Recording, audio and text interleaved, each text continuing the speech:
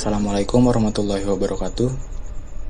Perkenalkan, nama saya Eka Nanda. Di episode sebelumnya saya pernah bercerita pengalaman mistis yang terjadi di sekolah. Kalau belum dengar cerita saya yang sebelumnya, bisa dicari yang judulnya itu Siapa di Sana. Kalau gak salah itu episode 2 ya. Oke, kali ini saya akan menceritakan lagi pengalaman mistis saya yang lagi-lagi memang aneh. Tapi kejadiannya bukan seperti cerita sebelumnya di sekolah. Tapi kejadian ini terjadi di rumah saya sendiri yang letaknya di Jawa Barat. Kalau kata saya Samarin. Itu privasi lah. Kejadian ini terjadi pas libur panjang sekolah. Waktu itu saya baru kelas 8 SMP, jadi kelas 2 SMP. Kalau gak salah waktu itu udah ujian akhir semester, jadi sekolah ngasih libur panjang buat siswa. Entahlah biar apa tuh libur panjang segala. Mungkin ya biar siswa bisa refreshing kali ya. Kebiasaan saya setiap liburan itu begadang. Jadi begadang main game atau apalah, main di luar atau sama teman lah. Hampir setiap hari saya tidur pas selesai sholat subuh.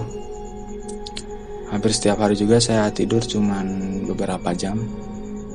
Saya tidur itu cuman dari jam 2 sampai jam 3. Maksudnya dari jam 2 atau jam 3.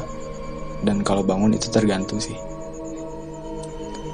Saya ingat kejadian itu terjadi pas malam Jumat sekitar jam 2 kalau gak salah. Jam 2 jam 3 lah.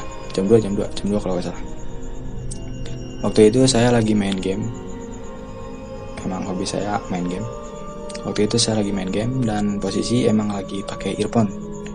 Cuman jadi si earphone-nya itu nggak dipakai semua, karena ada 2 tuh.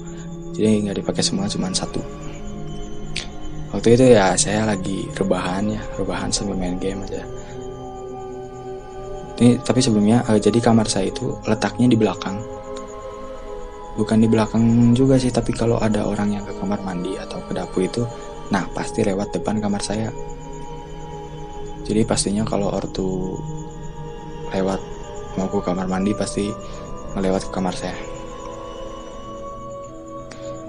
Jadi di rumah cuma ada 3 orang, saya, ibu dan ayah waktu itu. Emang keseharian cuma gitu. Saya itu anak tunggal. Nah jadi orang tua saya kalau jam 10-an itu memang udah pada tidur semua. Tapi kalau ibu setiap malam sekitar jam 12 sampai jam 2-an lah suka bangun buat nyelesain pekerjaan rumah gitu. Ya cuci piring atau mungkin nyuci. Mungkin biar paginya gak repot, jadi diselesain di malam hari itu.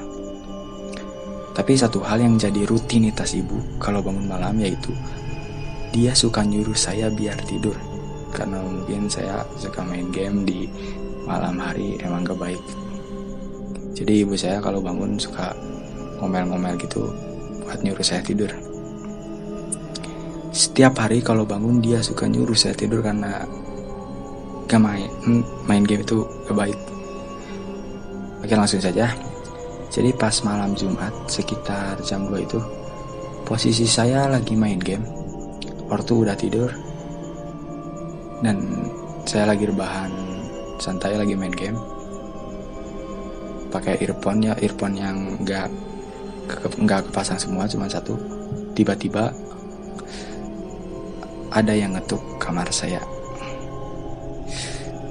Bukan ngetuk juga sih, waktu itu kayak orang yang nonjok pintu. Jadi ya beda lah, kalau nonjok pintu sama ngetuk pintu itu beda banget suaranya. Jadi itu bukan ngetuk, jadi kayak nonjok. Saya kaget dong, langsung saya samperin ke pintu. Pas buka pintu, kan saya kirain itu ibu saya lagi marah mungkin.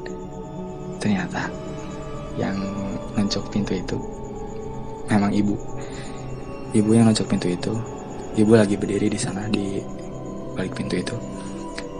Tapi anehnya muka ibu itu kayak bukan muka bangun tidur gitu, tapi muka muka yang agak gimana gitu, agak pucat, tambah lesu gitu. Terus saya nanya sama ibu, ada apa ibu? Mau nyuruh tidur ya? Nada bercanda gitu. Anehnya itu ibu gak jawab pertanyaan saya dan gak nyuruh saya tidur seperti biasa. Aneh itu. Ya cukup aneh karena rutinitas ibu memang nyuruh saya tidur kalau bangun, tapi untuk kali ini ibu nggak nyuruh saya untuk tidur, tidak seperti biasanya. Terus langsung saja kan ibu tuh kayak jalan lagi ke kamar mandi, kayaknya memang mau ke kamar mandi. Jadi dia ngeherawin saya, langsung dia pergi ke kamar mandi. Maksudnya jadi sebelum kamar mandi itu ada dapur, dan maksudnya ibu saya langsung ke arah dapur. Nah, saya heran gitu. Saya heran kenapa ibu kayak yang cuek gitu, kayak yang aneh, kayak yang pucat gitu. Firasat saya, feeling saya itu mengatakan kalau emang itu ibu saya kayaknya lagi sakit. Karena ya emang pucat gitu. Mungkin ibu lagi sakit. Jadi dengan sedikit heran ya, jadi saya ikutin aja ibu. Pas saya ikutin, memang benar ibu masuk ke kamar mandi. Ya emang sih agak sedikit heran, tapi di situ saya masih positif thinking, mungkin ibu mau cuci muka atau apalah. Tapi aneh juga ya, muka pucat gitu ya ke kamar mandi, mungkin ibu mual atau apa. Tapi ya masih positif lah. Tapi di satu sisi itu saya juga yakin gitu, itu bukan ibu yang biasanya. Itu bukan ibu saya sedikit yakin itu memang bukan ibu saya. Jadi saat itu saya nungguin ibu keluar dari kamar mandi. Karena rasa penasaran saya nungguin ibu keluar dari kamar mandi. Saya duduk aja kan di dapur. Jadi kan sebelum kamar mandi itu ada dapur. Jadi saya duduk aja di dapur sambil main game yang belum saya selesaiin tadi. Saya duduk main game, dan aneh ya, selang 20 menit kemudian saya pun udah selesai gamenya ya, tapi ibu belum juga keluar dari kamar mandi. Dan pas saya kayak amati gitu, memang gak ada suara atau pergerakan di kamar mandi. Padahal saya yakin ibu belum keluar dari kamar mandi. Ya kalaupun keluar pasti saya tahulah, karena pasti lewat depan saya. Karena akses ke kamar mandi itu ngelewatin dapur. Pasti kalau ibu keluar dari dapur, pasti saya tahu. Nah, jadi kan saya langsung penasaran tuh. Langsung aja saya buka pintu kamar mandinya. Pas dibuka, emang aneh, di kamar mandi gak ada siapa-siapa. Dan pintunya juga memang gak dikunci. Refleks lah saya ke kamar ibu buat mastiin. Dan ternyata di kamar ibu memang ada ibu lagi tidur nyenyak banget. Tapi ya mungkin karena saya sedikit berisik juga. Pas saya buka pintu kamarnya, ibu kaget mungkin, jadi ibu kebangun. Langsung lah saya tanyakan ke ibu, "Bu, tadi ke kamar mandi ya? Kok lama banget?"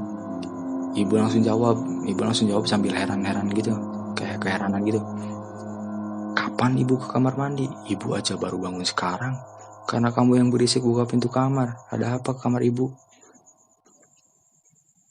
Oke, fix yang tadi itu bukan ibu. Langsunglah saya yang bilang gak ada apa-apa bu, sambil nada lemes gitu. Pas saya rencana kembali ke kamar saya, mau ngelupain kejadian itu, saya putar arah dari yang tadinya ke arah pintu kamar ibu, karena otomatis kayak muter gitu. Jadi pas saya lihat ke arah depan pintu rumah, jadi di samping pintu rumah itu ada jendela, yang memang jendelanya itu ketutup tirai. Di jendela yang ketutup tirai itu, saya lihat jelas banget ada bayangan perempuan. Jelas banget itu perempuan. Ya kenapa saya manggilnya perempuan, karena memang dia, si bayangan itu. Karena si bayangan itu punya rambut yang panjang banget. Panjang banget, kayaknya sampai kaki lah kalau gak salah. Ya sampai kaki. Jadi saya lihat perempuan, bukan perempuan sih, tapi bayangan perempuan di jendela yang ketutup tirai yang kayak transparan gitu. Bayangan perempuan, rambutnya panjang sampai ke kaki, tapi cuman siluetnya aja gitu. Di sana saya udah agak lemes banget. Langsung saya kembali ke kamar, kayak lari kamar. Saya lari ke kamar, ambil selimut, tutup pakai selimut, coba merem biar cepet tidur, dan untungnya saya langsung tidur waktu itu. Untung banget itu langsung tidur. Kalau gak langsung tidur, saya gak tahu lah apa perempuan itu nyamperin ke kamar saya, atau dia musik-musik kaki saya, atau narik selimut saya mungkin. Saya udah takut juga sih, emang serem banget itu. Ya, terima kasih telah mendengarkan. Masih banyak cerita mistis yang kebilang aneh menurut saya, atau memang rumah saya yang angker. Mungkin dulunya rumah itu memang punya masa lalu yang horor juga, mungkin ada pembunuhan atau apa, saya kurang tahu. Orang tua saya juga belum cerita apa-apa. Tapi yang pasti banyak kejadian itu banyak di rumah saya. Dan saya juga mengalami banyak hal di rumah itu. Kejadian lain mungkin saya akan ceritakan lagi di lain episode. Terima kasih. Wassalamualaikum warahmatullahi wabarakatuh.